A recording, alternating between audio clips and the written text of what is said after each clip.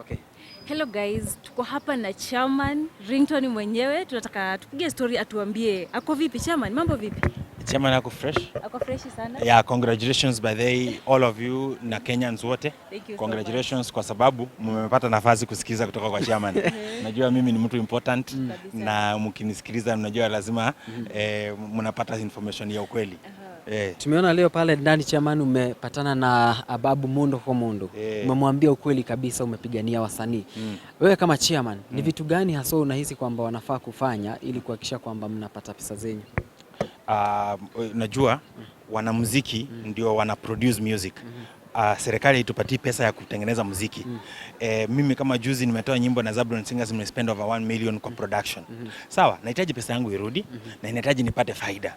Serikali inaenda inazuia zile kampuni za collect royalties kutoka kwa public, MCSK, Camp na Prisk. Inawanyang'anya license. Sasa tunapoteza pesa. Nimetumia example. Kuna aka kangoma kanaita Vaida walio wamekuwa kitingisha mapega. Vaida. Imehit saa hii lifespan ya wimbo haipiti 3 months. Hiyo ngoma imehit 3 months na imepotea. So serikali ilinyang'anya na license the other year. Huyo kijana pesa yake haijakolektiwa. So haijakolektiwa. So huyo kijana hajapokea pesa kwa sababu serikali imekosa kufanya ile kitu inafaa kufanya, imeingilia kwa biashara. So the thing is, serikali ingekuwa imeruhusu hizi kampuni zi collect pesa. Wa collect ingekuwa zaidi kuna mabilions 10 tunasema ziko pale. Serikali imesema wasitoe kwa account mpaka wajue inaenda kwa nani. Ingekuwa ni hivyo. So that ule mwenye ana produce sahi Wasanii akina Bahati akina Walipwe, Tile Brown, Calligraph City wote tuna produce music. Leo siwapigi, lakini nasema leo tuna produce muziki. Pesa zetu zinapotea kwa sababu ya nini moja, Kenya Corporate Board. Kuna jamaa anaitwa CA amekaa kwa hiyo ofisi miaka 14. Ni hata President Uhuru alimkuta na ameenda. Hata Deputy President alikuwa Deputy President amekuwa President. Na ni kama hatamwacha. CA amekaa hiyo ofisi na hana ideas mpya. So tunataka kuna vijana wamegraduate kutoka law school. Vijana Kenya unajua kila mwaka tunatoa watu wasomi. Tunataka waweke katika Kenya Corporate Board. Serikali iweke wasomi wapya ndio tupate pesa. Ila tumeona Ezekiel Mutua yuko hapo ndani kuwatetea. Huyu yako MCSK na tunasema tulimchukua MCSK kwa sababu tulikuwa tunataka watu ambao wanajua kutafuta pesa. So hawezi kutafuta pesa kwa sababu serikali imemnyang'anya license. Hana license ya collect pesa. So tuko na mtu mzuri Ezekiel Mutua ako pale atasaidia MCSK ilete pesa na Ezekiel Mutua uzuri hana corruption. So lakini hawezi collect pesa. Wasanii wanagombana nini? Lazima pesa tu collect. Unajua ni biashara. Hatutaki pesa ya serikali. Hatutaki Ruto atupe pesa. Ruto kama ananiona nini president, hatutaki pesa yako. Nani deputy president Rigathi, hatutaki pesa yako. Hii tunataka wasanii wanataka mpea MCSK, Camp, Prisk ndio vyama vya wasanii wape license to collect pesa, na tukiwa na pesa pale tutakuja kama tuko na shida ya distribution, kuna watu wanatuibia, tutakuja tukwambie your excellency sisi wasanii tumeibiwa. Saa hii hata kama kulikuwa na wizi before mlitunyang'anya license, sasa hakuna pesa. Sasa Christmas inafika. Kuna pesa lakini net worth yako ni 50 billion. Hiyo ni mimi. Mimi najua mimi ni different. Mimi ni chairman. Mimi niko na mambo mingi.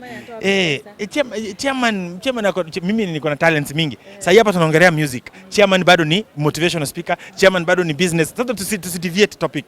Mimi niko vitu mingi sana. Hata bado mimi ni comedian, hata bado mimi ni dancer. So mimi niko vitu mingi. So chairman, tumekuwa tunaona Eric Omondi akipigania wasanii sana na hatujamuona hapa leo. So sijui unaweza ongelea ni kuhusu Eric. Eric Omondi aliogopa kwa sababu juzi alikuwa ameniomba umbwa zangu, akaenda nazo kwa concert. Sasa akarudisha umbwa zangu zikiwa chafu na viroboto. Sasa tukagombana. Sasa Eric Omondi ameogopa, akikuja hapa maybe nitamwaibisha, lakini nataka kumwambia Eric Omondi usiogope, umekuwa ukipigania wasanii. Najua wasanii wengine wanakasirika, but unajua acha nikwambie, katika kila coin iko na kichwa na mkia ama head na tail wanasema. So Eric Omondi, kwa wale ambao wanasema anafanya kitu mbaya, hapana, Eric Omondi ako na point. Anaweza kuwa wazimu, Eric Omondi ni wazimu, Eric Omondi hajasoma, ni mshamba, ni kienyeji, lakini ako na point. Anapigania wasanii because kwa kushout word inaenda out. Unaona kama for example hii kitu kama hii imefanyika leo. Imefanyika kwa sababu Eric Omondi alipigana. Tusidanganyane. Eric Omondi ndiye ameshout mpaka CS mpya wa art and culture na sport ameita wasanii. So Eric Omondi Mambo vipi? Tuko naye Emmanuel Msindu ambaye aliimba rero rero ni rero. Emmanuel, yeah, vipi? Hapo sana. Uko salama? Niko salama. Nashukuru Mungu ameniweka hai mpaka sasa hivi. Yeah. Emmanuel ni baadhi ya wasanii ambao walipata umaarufu mkubwa sana mwaka huu. Ila Emmanuel ni mmoja wa wasanii ambao tumesikia hapa ndani akisema kwamba sina pesa, pesa zetu zimeibiwa. Vipi Emmanuel? Pesa zinaibiwa na hawa watu wasikiza tone na hizi makampuni kubwa kubwa ambao wanakuja kwako wanachukua muziki wako, wanaenda wanajinufaisha na muziki zako. Sasa sisi huku nje tunadhani pesa zinatengenezwa tupate, kumbe pesa hakuna.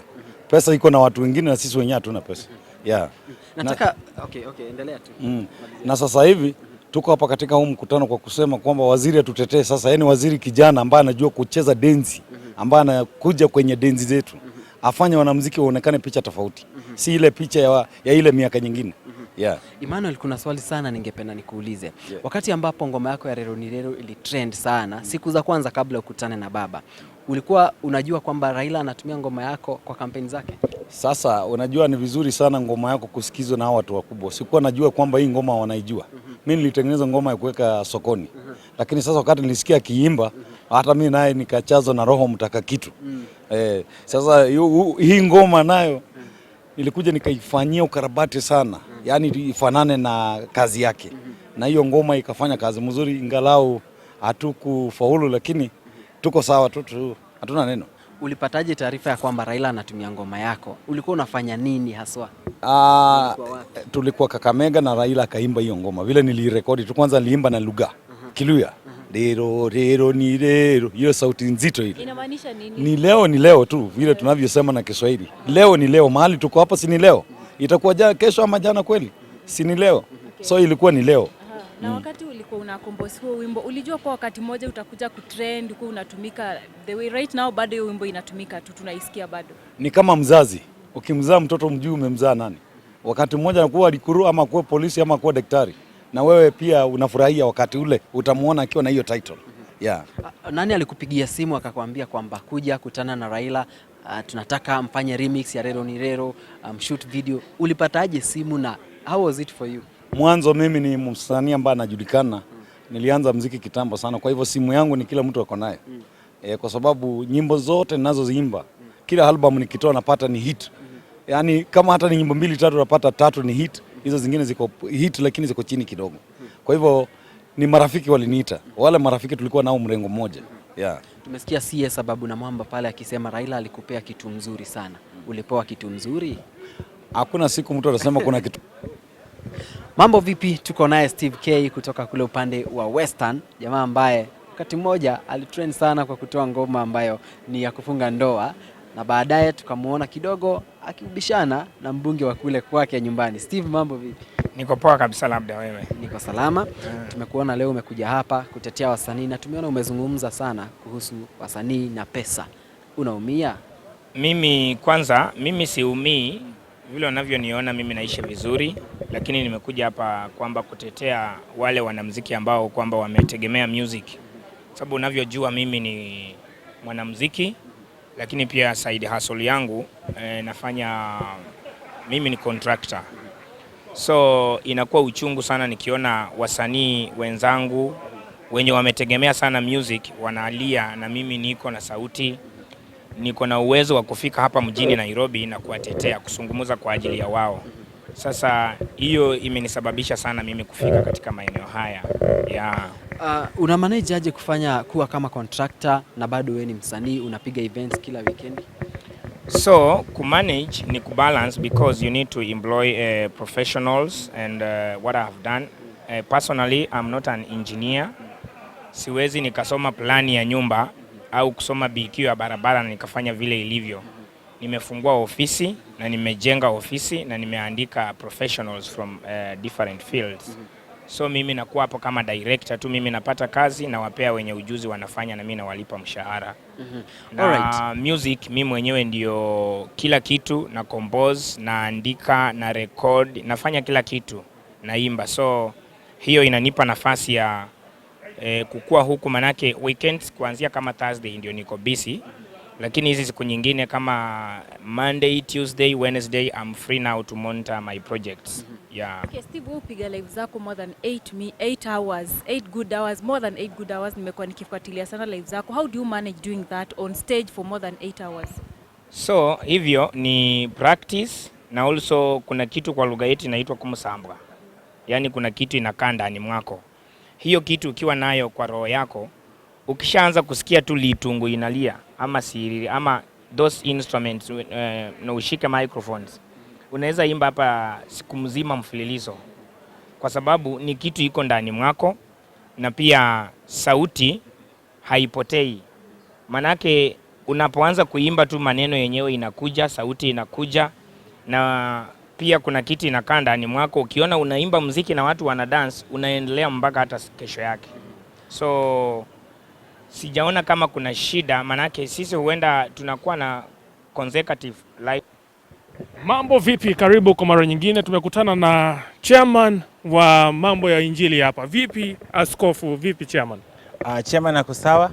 And by the way, congratulations kwenye nyote kwa sababu at least mmepata kunipata mimi. Unajua mimi natafutwa sana. Chairman ni mtu busy sana, na mbona leo ameonekana huku leo? Sinajua sasa mimi jamii yangu, kizazi changu kinanitegemea.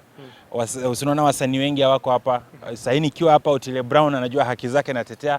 Nikikuwa hapa Bahati wanajua haki zao napigania. Nikikuwa hapa akina Calgraph, akina Will Paul wanajua mimi nawatetea kwa sababu mimi nawabeba. Wewe ndio mkombozi wao. Najaribu kushikilia. Sasa nachukua kutoka mahali Eric Omondi amefikisha.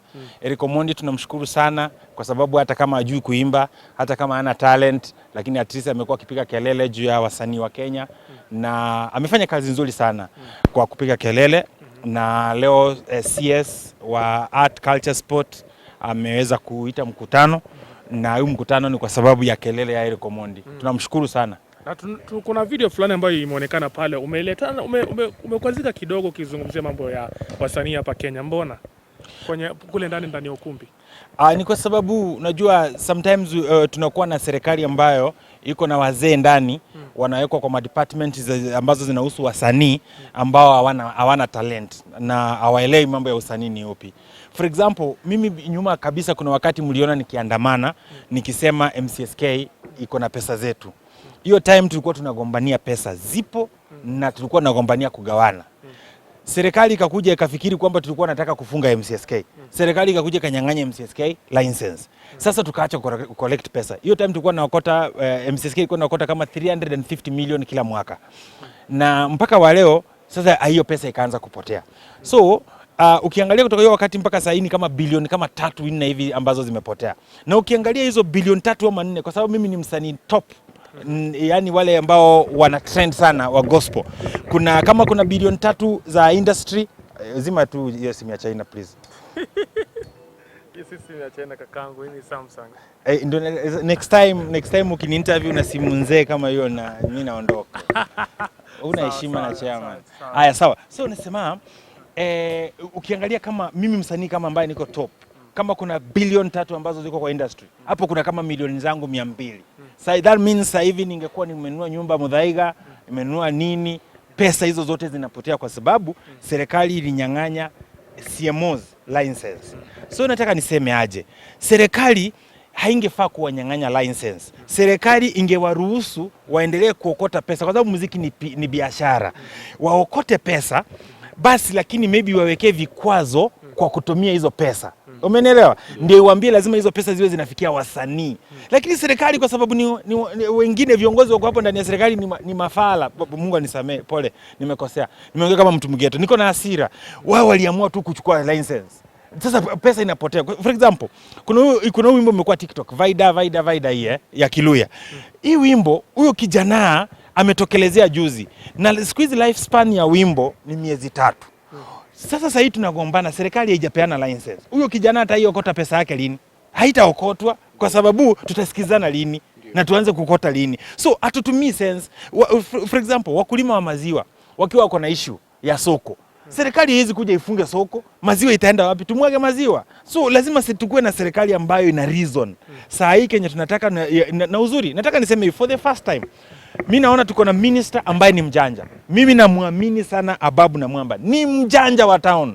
Huyo makatelo wataona shida. Atawachekea na atawafinya. So Ababu Namwamba nataka tumsupport kama wasanii, atusaidie kufinya makatelo. So okay. Tuendelee tu chairman. So hapa tumekuja kumwambia issues zetu. Na ndio nimewambia kwa sababu hawa watu wote wanajua, hawa wasanii wote kwa industry ya juu, Nairobi ya juu. Wanajua Ringtone ndiye anabeba shida zao. Hawakuhitaji kuja. Nimekuja wako tick. Wote wameweka tick. Mambo yao iko sawa. Na chairman, tukiangalia mambo ya burudani hapa Kenya, wewe kwa zile pesa ambazo umewekeza kwa muziki wako ni kama pesa ngapi hivi? Pesa nyingi. Unajua sasa tunachukua malone, tunachukua pesa za biashara zetu zingine tunawekeza kwa industry. Kama for example juzi nimetoa wimbo na Zabron Singers ambao gharama yake si chini ya milioni 1 ya Kenya. Nitaipata hiyo pesa yangu lini? Unajua lifespan ya muziki, kitambo ulikuwa unaimbanga Pamelo unakulia miaka 5. Sasa hii unaimba ngoma moja after 2 months mafans wanakuambia ngoma nyingine iko wapi? Lazima tutoe ngoma kila siku. Na ina cost. So tunataka serikali pia itusaidie kwamba ma-CMOs collect pesa, tupate pesa. Si serikali ianze kuinterfere na biashara. Unajua serikali mimi sitaki pesa ya serikali. Mimi hata sitaki president aniita anipe pesa. For what? Mimi niko na talent. Mimi industry iko na pesa. Umenielewa? So tunataka tu serikali iweke tu environment nzuri ya kutengeneza pesa. Hatutaki pesa ya serikali. Na kwa zile pesa ambazo ulishatumiwa na maybe Prince kama MCSK, pesa ulikuwa unapata ngapi? Unapata wengine wanapata 2,000, wewe ulishaipata ngapi wewe? Mimi nishaipata mingi. Nishaipata 50, 1,000 nini. Unajua pia okay, katika hiyo hali pia ya siasa ya muziki, kuna wasanii wenyewe hawatoi ngoma na wanataka wapate pesa na hawatoi ngoma. Ama kuna msanii alitoa ngoma 1970 na airplay sasa imeenda chini. Umejua? So lazima pia tujue hiyo, lakini tu balance. Lakini cha muhimu ni hichi. Mimi siongelelei pesa binafsi ya kila mtu. Industry 2013 mimi na Morris Okoth tukipigana vita ile tukienda kwa TV nini, MCSK ilikuwa inaokota 350 million per year 2013. Saa hii tungekuwa tuko na pesa ngapi? Kutoka siku hiyo hatujaokota. Kwa sababu kuna jamaa anaitwa Sigei wa Kenya Corporate Board. Yeye ni mtu ametoka tu ushago. Alisikia wasanii wana complain, funga. Sasa funga tupate aje pesa. Sisi muziki ni biashara. Yeye hakusikia. Tulikuwa nasema, najua kuna kitu moja watu hawajai kubali. MCSK ndio iko na network nzuri Eastern Central Africa ya kuokota pesa. Kuokota pesa. Unajua afadhali ule mtu unampiga vita, sijui kuna unasema muue, lakini mgala muue, haki yake mpe. MCSK kwa kuokota pesa nayo